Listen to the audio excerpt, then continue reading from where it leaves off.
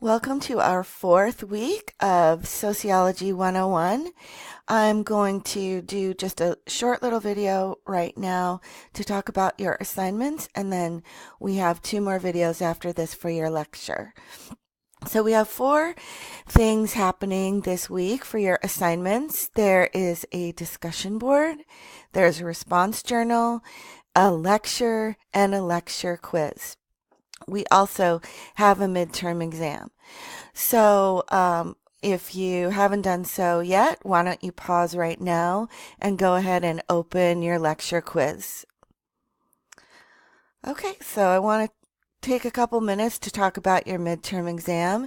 It opens in just 2 days on Thursday, April 25th at 12 noon, and then it closes on Saturday, April 27th at 11:59 p.m. Once you begin your exam, you'll have 60 minutes to complete the exam. The exam must be completed all in one sitting. If you pause, Canvas will submit your exam for you, so it must be completed all at one time. There are absolutely no makeups. The exam must be completed between the hours of 12 noon on Thursday, April 25th and 11:59 p.m. on Saturday, April 27th. So this was your first quiz question, so go ahead and mark the correct answer, which is Thursday, April 25th at 12 noon and closing on Saturday, April 27th at 11:59 p.m. So there are several ways to study for your midterm exam. There has been a study guide posted since the first day of class. You can find it in Canvas.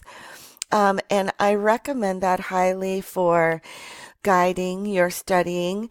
There is nothing on the exam that's not on the study guide. So the study guide really should help you figure out what to study. The lectures will help you to study for the exam. There's a lot in the lectures that is included in the exam and might not be included in your book. And then also there are readings. So there are things in the readings that might not be included in the lectures. So be sure and do all of your readings. And then there are some videos. The videos will help you to understand the various concepts, but there's nothing on the videos exclusively that you can't find in the readings and the lectures. So these are the ways that I would recommend that you study for the midterm exam. Okay, so that's it for our first video. I want to wish you all good luck on your midterm exam, and I'll see you on the next video.